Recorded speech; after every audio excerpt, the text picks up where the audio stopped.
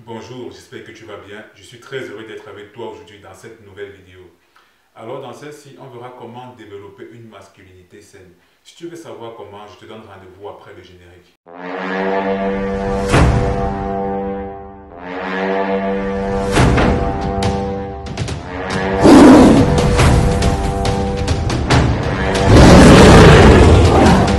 Alors, comme je l'ai dit durant l'introduction, on verra comment développer une masculinité saine. Cette vidéo fait suite à ma vidéo précédente sur le garçon qui a été élevé par une maman célibataire et qui ne développe pas une bonne masculinité. Voyons maintenant, il est arrivé à un moment donné où il se rend compte qu'il n'a pas développé une bonne masculinité et il veut regagner cette masculinité saine en fait, qui sommeille en lui. Comment est-ce qu'il doit faire? La première des choses, c'est quoi? C'est que justement, qu'il faut qu'il en prenne conscience. Il faut qu'il prenne conscience qu'il n'a pas le comportement d'un homme. Parce que c'est une chose très difficile souvent à leur faire comprendre. Souvent on n'est pas conscient qu'on ne se comporte pas comme un homme. Même moi aussi en fait, quand j'ai grandi, je n'ai pas développé complètement ma masculinité en fait, comme il fallait. Et bon, même si moi j'ai grandi avec mon père, ça n'a pas empêché le fait que je ne développe pas normalement ma masculinité. Pourquoi? À cause de beaucoup d'autres détails. Et ces détails justement, je les explique très bien dans mon livre en fait. J'explique très bien ces détails qui m'ont empêché moi de développer une bonne masculinité malgré le fait que je vivais avec mon père et ma mère. Maintenant, après avoir pris conscience de ça, qu'est-ce qu'il faut? La deuxième des choses, c'est chercher des groupes constitués uniquement d'hommes. Pourquoi? Ce que tu dois savoir, c'est que nous vivons aujourd'hui à une période où les hommes sont moins masculins que nos ancêtres en fait. Nos ancêtres étaient plus masculins, plus virils que nous aujourd'hui en fait. Pourquoi? Parce que en fait, à l'époque, les hommes restaient uniquement entre eux en fait. Et comme on dit souvent, le fait aiguise le fait. C'est-à-dire quand les hommes restent entre eux, c'est meilleur. La masculinité se développe encore plus en fait quand les hommes sont entre eux. Donc ce que tu dois faire, c'est quoi? C'est que tu dois chercher un groupe d'hommes auquel tu dois appartenir. Mais pour moi, une solution très simple à ce problème, c'est d'entrer dans une équipe sportive masculine. Pourquoi? Parce que justement, les sportifs, c'est l'archétype de la virilité en fait. Et ça va bien t'aider à développer ta masculinité lorsque tu vas les fréquenter. Je vais te raconter une histoire. Il y avait une jeune fille en fait, elle se plaignait que son petit copain en fait justement, elle ne ressentait pas la masculinité de son petit copain. Et voilà, elle se plaignait tout le temps de lui qui se comporte un peu, il ne se comporte pas comme un homme. Parfois elle se plaignait de lui qui se comporte un peu comme une femme et tout. Alors un jour il est parti, il a signé à l'armée. Il est parti pour 6 mois de formation. Il était marin. Il est parti pour 6 mois à la mer. Il a fait les 6 mois de formation avec les autres militaires. Quand il est revenu, la fille a dit qu'elle ne l'a plus reconnu en fait. Elle a dit depuis qu'il a fait sa formation, il n'est plus le même en fait. Elle le sent plus homme, elle le sent plus viril, elle le sent plus confiant et tout. Et qu'est-ce qui a créé ce changement? C'était juste, ce n'est pas parce qu'il est parti, il a commencé à s'entraîner, à faire les pompes, les abdos, aller apprendre. Non, non.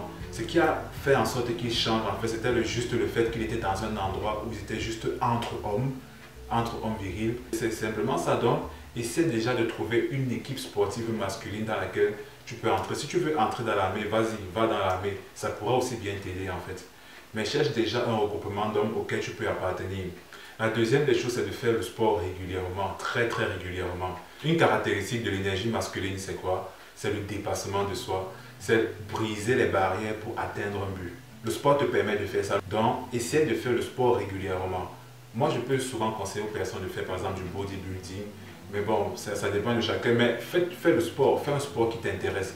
Mais fais-le régulièrement, très régulièrement. C'est pour ça que je t'ai dit, la meilleure façon en fait, pour moi, le meilleur combo, c'est d'entrer dans une équipe sportive masculine. Parce que non seulement tu vas te frotter à d'autres hommes, mais aussi tu vas pratiquer du sport régulièrement. Et là, ça va t'aider vraiment à développer ton énergie masculine. Ça va t'aider vraiment à développer ta masculinité. La troisième des choses, tu ne pouvais pas imaginer que je laisse ça. Je ne pouvais pas laisser ça. C'est de trouver ta mission de vie en fait. La caractéristique numéro 1 de l'énergie masculine, c'est accomplir une mission. C'est ça la caractéristique numéro 1 de l'énergie masculine. Pourquoi est-ce que tu penses que les hommes sont monotâches et les femmes sont multitâches en fait? Parce qu'on a été conçu de telle sorte qu'on doit se fixer une mission, un but et le suivre en fait. Une seule chose et suivre ça. C'est pour ça que c'est difficile pour nous de faire une, deux, trois choses à la fois. Non, et c'est plus facile en fait pour les femmes. Parce que voilà, notre caractéristique, c'est poursuivre une mission, un but en fait. Donc, on est focus, on est concentré sur une seule chose. Et c'est ça. Donc, la caractéristique numéro 1 de l'énergie masculine, de la masculinité, c'est de poursuivre une mission. Donc, trouve ta mission de vie, trouve un projet qui te tient à cœur, trouve ta passion et mets-toi à fond à l'intérieur. Mets-toi à fond dans ta passion. Et c'est ça en fait. Donc, déjà en pratiquant ces trois choses, tu vas voir que voilà. Et j'ai oublié une quatrième chose. J'ai oublié une quatrième chose qui est très importante. L'abstinence sexuelle. Ce que je dois savoir, c'est que les hommes qui développent mal leur énergie masculine ont souvent une mauvaise sexualité. Mais en fait, ce que je dois aussi savoir, c'est quoi? C'est que le fait de t'abstenir sexuellement, en fait, ça va te permettre de te concentrer sur autre chose que le sexe pendant une période de 3 à 6 mois. Je te conseille une période de 3 à 6 mois. Cette abstinence, ça va te permettre, en fait, non seulement de te concentrer sur autre chose, sur ton rétablissement, mais aussi en fait ça va te permettre de devenir plus fort mentalement, plus fort en fait. Pourquoi? Parce que le fait de pouvoir contrôler tes désirs sexuels et de ne pas y céder, mais plutôt de te refocaliser sur tes objectifs, sur ce que j'ai cité précédemment en fait, ça va vraiment t'aider à construire en fait un mental solide qui est très important pour un homme en fait. Et tu verras, que tu sois en couple, que tu sois célibataire, je sais pas, fais 3 à 6 mois, pas de rapport sexuel, pas de masturbation, pas de film porno, rien. Au bout de cette période, tu auras déjà commencé à développer une meilleure masculinité en fait. Et travaille aussi sur ta confiance en toi, apprends à poser tes limites. Apprends à poser tes limites avec les gens. Ça sera difficile au début, mais commence. C'est-à-dire si tu avais par exemple peur de dire non, commence déjà à dire non. Dis-toi par exemple que je vais dire non à une proposition une fois par jour. Demain, je vais dire non à 2 propositions.